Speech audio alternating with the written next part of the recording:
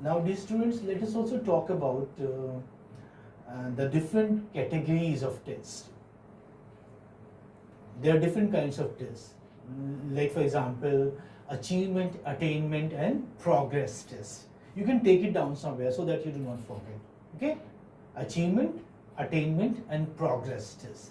These tests are given to find out how well a student has done since a certain date or a certain period of time. It helps in determining the effectiveness of teaching and tells that how much that has been taught has really been learned. So the way the title of the test goes, or the heading of the test goes, achievement, attainment, and progress. So what do we test? We test the attainment, the progress that a candidate, that a student has made, and they also indicate past success or failure in learning and handling the material. Suppose I completed my lecture on vowel sounds, or say diphthongs, or say organs of speech. So I would hold an attainment test, an achievement and progress test. Why? In order to see whether you have understood the material, okay, the lecture which had been delivered properly or not. And then we have another kinds of test, and we call it the proficiency test. The proficiency test, yes. This type of test is more concerned with the present status of the candidate, regardless of the past courses. Attainment and achievement, or say progress test, judges your past attainment, means how much have you grasped, whereas this test judges the present status. It indicates a level of present ability in a prescribed subject or area. It tells that whether or not an individual is proficient enough to perform certain tasks or undertake a certain training program in a target language. So proficient, what does it mean? Proficient means skilled.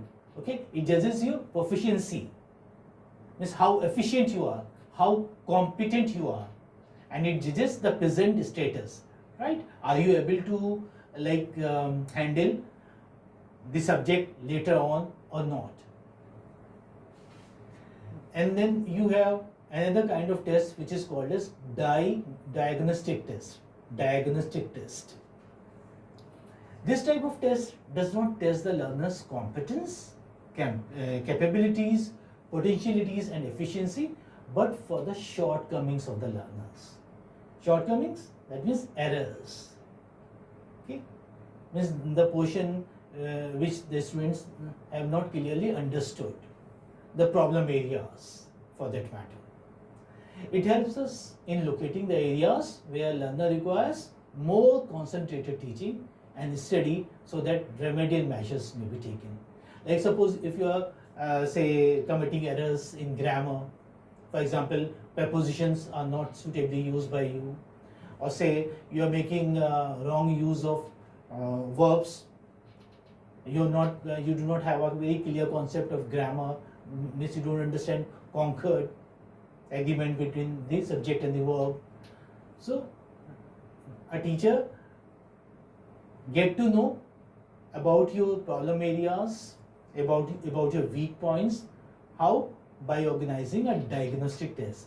And once he organizes a diagnostic test, he is aware of your weaknesses, your limitations, means where you need extra practice. Okay, then we have another kind of test. It is called as aptitude test. Aptitude test. This type of test is related with the future possibilities, natural abilities of the learner's potential in a subject area or activity. Sometimes I hold classes on spoken English also, and what do I do? I give my students certain topics, and they are asked to speak extempore. Sometimes they were in fact given 5 to 10 minutes to think over the topic, and then they come and select a piece of paper where the title is written, and they speak on the spot. So this way they get a practice of spoken English. and some of you start speaking very well. So it, we are clear about this, that you would not cut a sorry figure when it comes to speaking in public, or say when it comes to have a group discussion for that matter, which you have later on, or say you will not cut a sorry figure in your interview. So you are all going to say have a practical life of your own after a year or two after completing your PG, and those who wish to pursue their career in teaching, or say whether a school teacher or say teachers in the university, so you may do MPhil or PhD also. So we are talking about the aptitude test. Yes. So I was telling you that this type of test is related with the future possibilities, natural abilities of the learner's potential in a subject area or activity. It predicts the probable success or failure in a certain kind of language. You're very good at Hindi, okay, since it happens to be a mother tongue and you all the time is speaking Hindi only. But as far as English is concerned, because it happens to be a foreign language, and since some of you come from the Hindi medium schools also, so you are not that proficient in English. So what do you need there? You need practice. And I have seen Hindi medium students doing very well. How do they do? They work very hard. Remember the story that hare and rabbit slow and study wins the race. So by practice, by working continually, you master over your weakness, and you are able to speak well, do well even in this foreign language. So there is nothing to worry about. Now say what are the good characteristics? Means what are the characteristics of a good test? If I talk about the characteristics of a test, a good test for that matter. So can you tell me one or two? Generally speaking, we say that there are certain characteristics, and these characteristics must be kept in mind while a teacher is setting a paper for the test, or say for the examination for that matter. So I think I have also spoken about this. There are 5 points for the evaluation for language tests. What are they? Do you remember any point? Yes. Yes. It should be valid. It should be valid. Okay, good. It should be valid. Yes. And it should be reliable. It should be reliable. Very good. That's very nice. It should be valid. It should be reliable. It should be accessible. We just discussed a good test should be accessible. It should be economical, and it should be administrable. It should be administrable. So there are these 5 points, 5 things which a teacher should keep in mind while setting a question paper. A question paper should be valid. A good test should be valid. What does it mean? Valid, validity. What does it mean? It means, does the test measure what it is intended to measure? Does the test measure what it is intended to measure? Like if I want to measure your writing skills, then I should hold some test on compositional skills. For example, say letter writing, for example, essay writing, or say I can even give you a comprehension passage also, followed by the questions that are to be answered. And why do I need such a test? In order to test your compositional skills. Okay, so validity pertains to the kind of test whether they measure what they are supposed to measure, means whether they judge what they are supposed to judge. If they are, that means the tests are valid, they have validity. Validity is not general but specific, as I pointed out just. For example, a test of pronunciation measures pronunciation only and nothing else. Such a test would not be a valid test of grammar or vocabulary, because it does not test grammar or vocabulary because of it being specific in its approach. So tests, are specific in their approach. For example, a test on vowels and consonant sounds that we had would judge only your pronunciation skills. But in examination, it's not so. You have all kind of questions there, because by the time our syllabus is over, and so you are asked all kinds of questions. So this is the difference between test and examination. So first point was a test should be valid, and number two, a test should be reliable. Okay, reliable means there should be consistency in performance. It means that does the test yield the same score one day and the next day? That is, does the test yield dependable score? If it does, it is a reliable test. So test should be reliable. The question paper should be such that it gives reliable result. Okay, and then the next characteristic of a good test is that a test should be accessible. Accessible. Now this pertains to marking an answer sheet. It means if a test can be scored with ease so that the users may be able to handle it.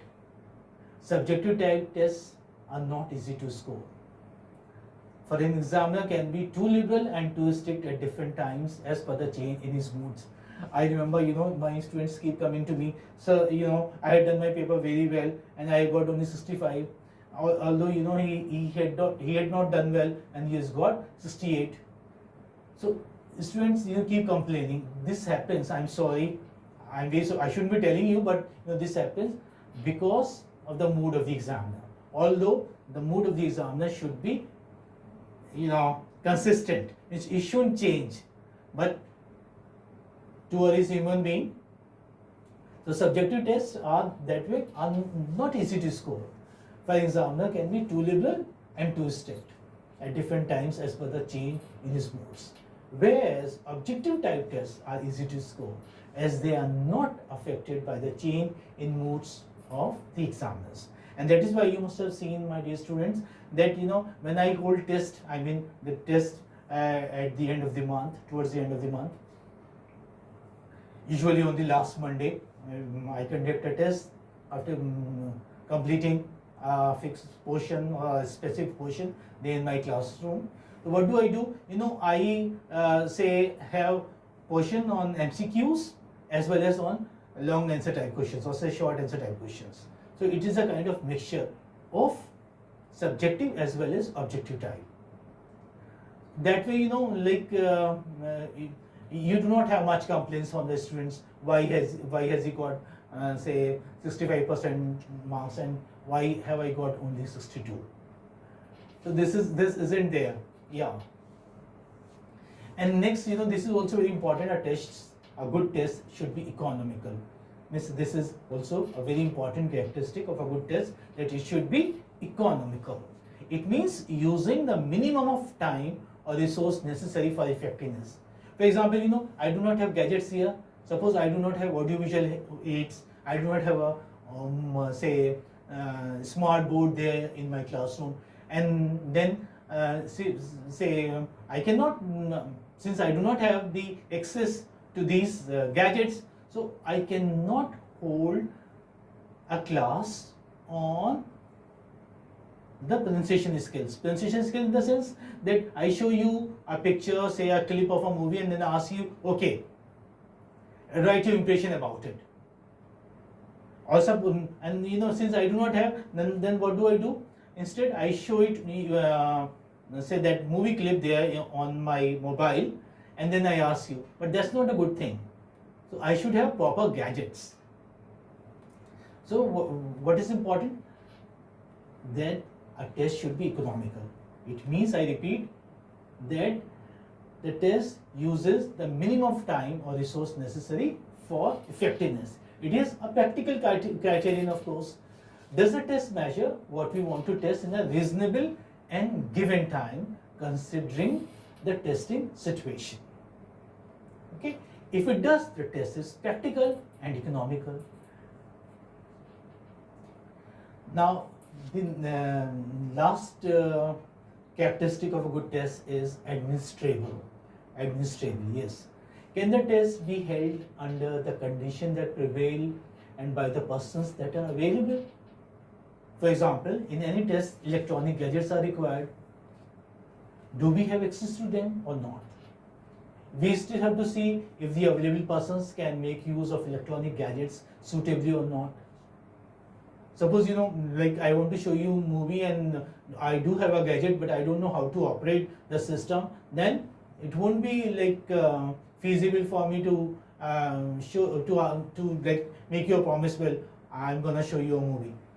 So the college or the university should provide the technical staff for that purpose, or I should be trained to show you a movie there on the gadgets which are available in the university or say in your college. Thus, we may say that testing relates to a multitude of factors which concern both the quality of teaching given and the learning achieved. So I repeat, we started with the statement, and that was in fact the topic statement of my lecture. I would say that teaching and testing are inseparable, means they are interlinked. Testing is totally based on teaching. They cannot be separated. They are interlinked. Okay. Thank you so much.